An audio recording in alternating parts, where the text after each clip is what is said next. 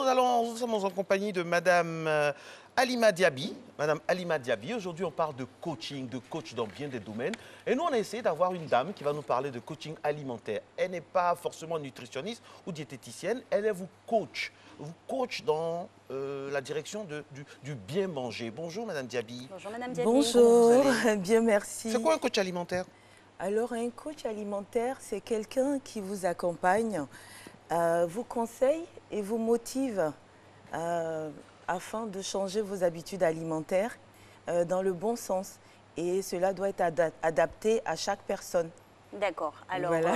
Vous avez dit quelque chose de très important, Oui. adapté à chaque personne. Comment procède-t-on généralement dans votre démarche via moi, par exemple, Alix, Marco Hellas, le questionnaire de base, c'est lequel? Alors, il y a des questionnaires pour tout coach en nutrition qui sont des outils que je ne peux pas complètement, ça sera trop long Oui, pour définir, mais quelques-uns. succinctement, qui va vous poser des questions d'abord sur vos habitudes alimentaires, parce que pour transformer quelque chose, il faut d'abord savoir Comprendre la chose. voilà, Pour affronter, comprendre il faut connaître. exactement. Et pour mettre le doigt sur vos erreurs éventuelles, ce qui fait que vous êtes dans cette problématique. En fait, dites-moi voilà. qui vous êtes, je vous dirai qu'est-ce que vous devez manger. Exactement. Donc, vous recevez la personne, il y a toute une attitude à avoir. Bonjour monsieur, bonjour madame Alix. Exactement. Vous travaillez très tôt, vous descendez très tard. Exactement. Par rapport à ça, vous devez manger. Votre famille, dans votre famille, est-ce qu'il y a des antécédents de ça? Ça, c'est un peu le genre de question. Alors, quand on fait ça, c'est parce qu'on a une formation en diététique ou en nutrition ou bien? Alors, c'est souvent quelqu'un qui est passionné de diététique, de nutrition et même de développement personnel. Parce que qui dit nutrition doit prendre en compte le bien-être de la personne de façon globale. D'accord. Parce qu'il y a des erreurs alimentaires qui sont dues à des problèmes même psychologiques. D'accord. Donc oui, par exemple, tout ce qu'on traverse dans la vie, chaque personne a des hauts et à des un bas. moment, voilà. Et donc, ça peut interférer dans notre alimentation. D'accord. Donc, le coach doit être capable, avec ses outils, de vous aiguiller afin de prendre tout ça dans sa globalité. D'accord. Justement, parlons de ces outils. C'est vrai qu'on vous sent un peu réticente vis-à-vis de la déclaration de vos secrets, mais on Non, va pas du partager tout. un peu du savoir avec voilà, tous les téléspectateurs, parce qu'aujourd'hui, avoir un coach, est-ce que c'est pas faire effet de mode? Quel est l'impact véritable et les enjeux? Bon, si c'est un effet de mode, moi je dis pourquoi ne pas Suivre la mode. suivre cette mode-là, parce que combien de fois on suit des modes qui en fait nous font dépenser pour rien, alors que là, il s'agit de quelque chose de primordial. C'est notre santé qui est en jeu. Et aujourd'hui, on parle de mode parce que le coaching a fait ses preuves. Et il y a des élites à travers le monde qui faisaient appel aux coachs, des présidents, aux acteurs. Et aujourd'hui, ça tend à se démocratiser. Donc moi, je pense que tout le monde a le droit à accéder au bien-être. Ok. Alors, vous dites qu'on n'a pas forcément besoin d'être nutritionniste, diététicien, il faut être passionné de développement personnel, être un bon coach. Alors, mais c'est la santé de l'homme quand même, parce que c'est la santé, c'est un domaine très délicat. Comment on fait? Moi, par exemple, dans mon cas, j'ai eu à suivre pas mal de conférences quand j'étais en Europe, à lire beaucoup de livres et en plus, avec ma formation, je me suis reconvertie en cuisine et je suis diplômée à l'école d'un grand chef qui est le chef Thierry Max. Ah, chef étoilé. Étoilé. Il y a combien d'étoiles au Michelin? Je crois que Il en a 3. Il en a 3. Il en a 3. Il en a 3. Il a conçu les repas pour l'astronaute qui est resté un an. Exactement. L'astronaute français. Voilà. Et j'ai eu la chance et le privilège d'être retenue parmi ces... disons, il y avait 10 places et j'ai été l'une des Ivoiriennes à être C'est sûr que retenue. le pédigré, il est bon. Il est étoffé, Voilà. il est étoffé. Voilà. Et après, lors d'un bilan de compétences à Pôle emploi avec mon conseiller, il en est ressorti que mes compétences pouvaient me permettre de coacher des personnes. Et donc, j'ai mis ça en application. J'ai eu à coacher des personnes, des épouses de collègues, etc., de personnalités de la place avec succès. Et donc, je me suis dit, vu que je peux le faire et qu'en plus, pour moi, la meilleure satisfaction, c'est justement ce côté aidant. Donc, avant tout, donc je me suis lancée. Oui. Alors, vous parliez tantôt des erreurs à ne pas commettre. Dans un contexte qui est plus proche de nous, ici en Afrique, on a nos habitudes alimentaires, on a nos goûts et tout ça. Quelle intervention ou quelle est la démarche du coaching concernant nous, ici en Afrique? En Afrique, souvent, les gens nous disent...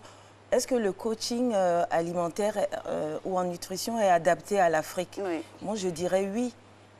D'ailleurs, l'Afrique n'a pas de leçons à recevoir pour bien manger. L'Afrique doit simplement se rappeler de sa mémoire, comment nous mangions avant.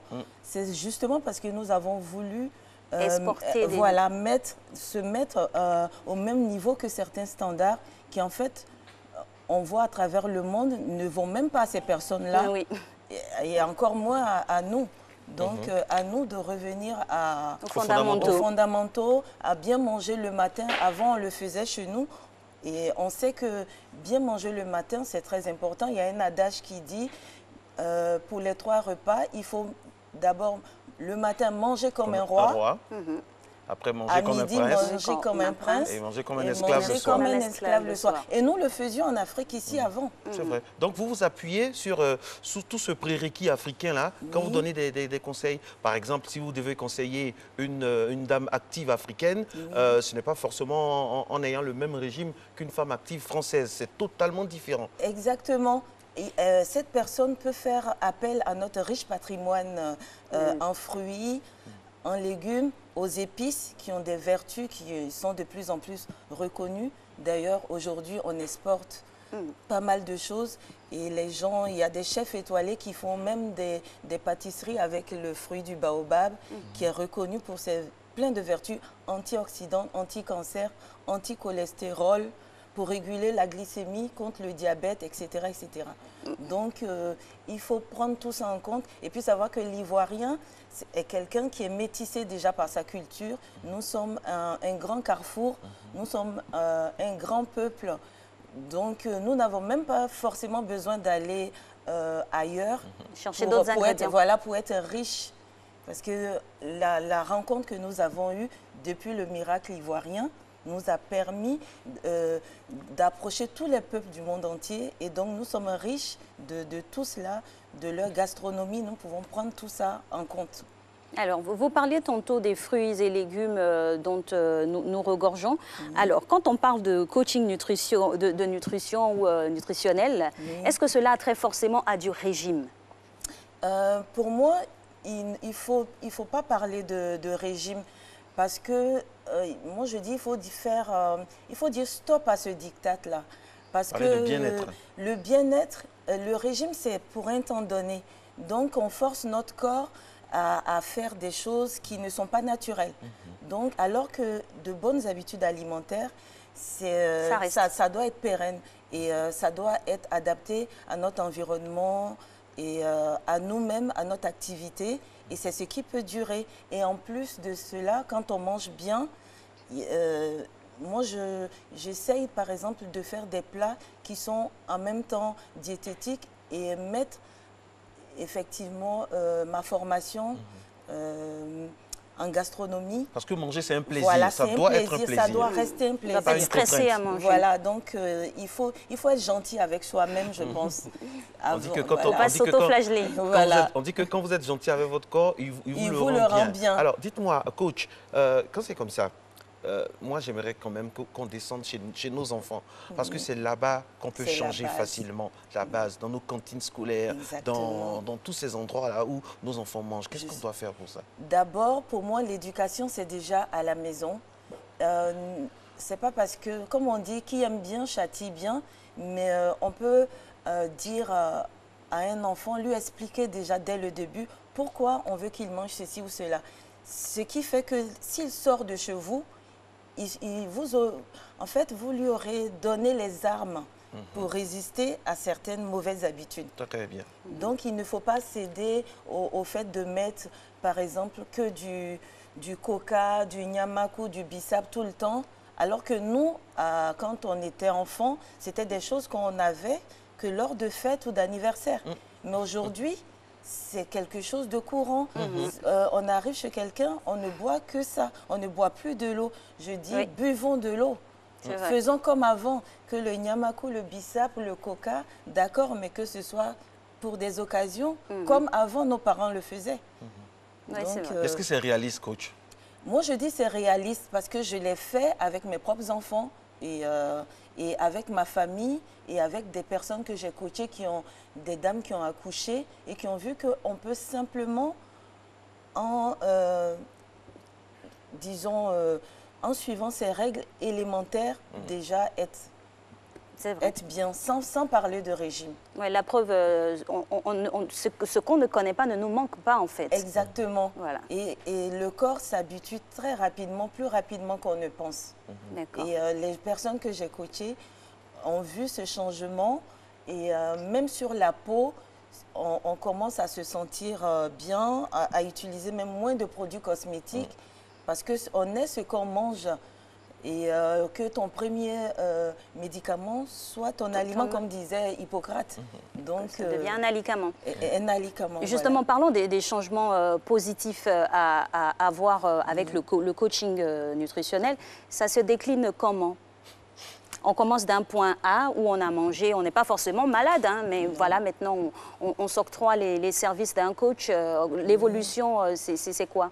Alors, on se rend compte qu'on a des pathologies ou pas, mais on ne se sent pas bien dans son corps. Par exemple, pour une femme ou même un homme, hein, des vêtements qu'on portait il y a quelque temps, on ne peut plus les mettre sans pour autant céder au diktat de la minceur. Parce que chaque forme Comment a sa faire la beauté. frontière?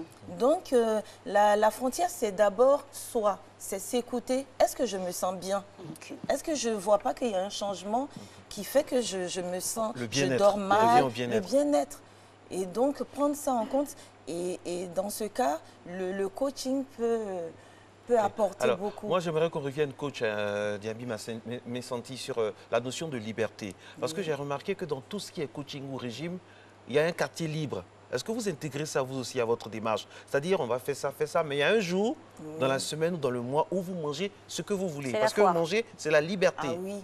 Moi, d'abord, ce principe où on dit il y a un jour où on mange ce qu'on veut, c'est parce qu'on a fait un régime draconien. Mais un bon coach, il vous fait changer vos habitudes de telle sorte que vous, c'est pas figé. Donc, ça doit être souple. Et c'est pas sous pression. Même, c'est pas sous pression. Flexible. Vraiment. Et ça doit, comme je dis, ça doit être bienveillant. Vous devez prendre plaisir à le faire. Ça doit être bienveillant. Et le coaching à deux? Quand vous coachez un couple, ça vous est déjà arrivé, comment ça se passe? Là, il y a une difficulté parce que deux personnes... On dit que les jumeaux ont beau se ressembler, dormir sur le même lit, mais ils ne feront jamais les mêmes rêves. Alors, comment ça se passe quand vous coachez, par exemple, un couple? Quand on coach un couple, on les prend d'abord séparément. Et après, chacun, effectivement, a des différences. Mais on va mettre l'accent sur ce qu'il y a de commun. Des points d'ancrage ensemble. Même dans une assemblée, on a tous quelque chose en commun. Donc, au lieu de partir sur ce qui nous sépare et nous divise, on va mettre l'accent sur ce qui nous réunit. Et sur ces points principaux-là, pour les couples, on va leur faire un régime, disons, agréable, parce que je n'aime pas parler de régime, mais on va leur faire prendre de bonnes habitudes alimentaires jusqu'à ce que ça influe même sur les enfants.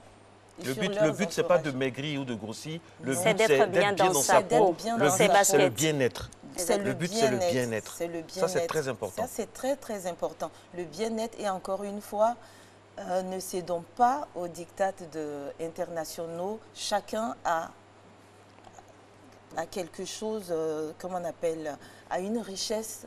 Et donc, c'est faire ressortir cette recherche Alors, moi, par l'alimentation. Madame Diaby Messanti, j'ai envie de vous emmener dans nos marchés avec tout ce qu'on peut avoir comme légumes, fruits, condiments, féculents et autres. Et un bon régime nutritionnel avec vos coachings, ça donnerait quoi dans nos assiettes? Alors, dans nos assiettes, je dirais que le matin, par exemple, quelqu'un peut manger quelque chose qui ne soit pas, par exemple, des croissants, etc., qui sont des sucres rapides, qui vont se stocker en graisse, etc., et amener pas mal de pathologies, dont le diabète, etc. Et là, on peut simplement manger une bouillie de riz complet de chez nous le matin.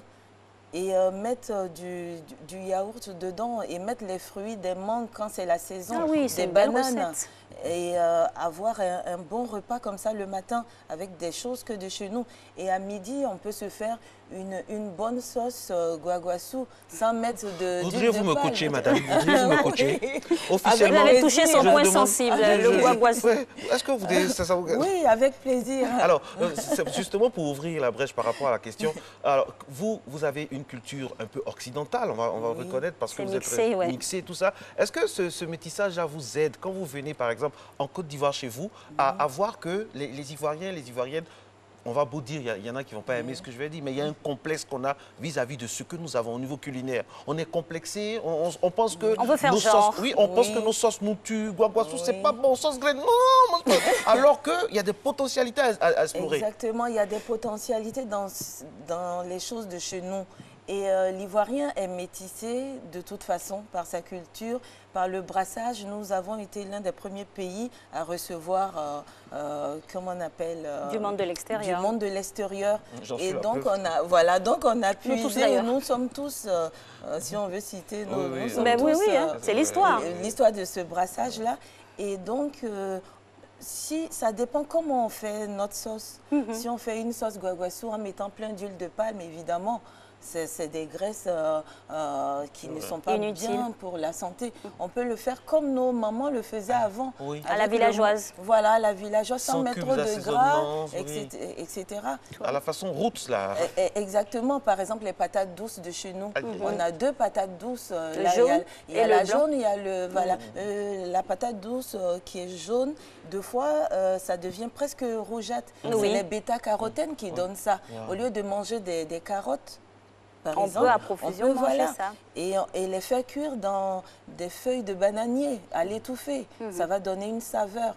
Et mettre le côté métissage qu'on a, mettre un peu quelques gouttes d'huile d'olive. Et voilà. Je suis inscrite déjà à votre prochaine masterclass, ça c'est clair. Nous sommes deux. Ça sera avec plaisir. On va venir. Alors, dites-nous. Est-ce qu'il est facile de coacher en nutrition un homme ou une femme? Moi, je pense que c'est là où intervient les capacités d'un bon coach nutritionnel, parce qu'il doit être capable de s'adapter à l'homme et à la femme, parce que nous n'avons pas...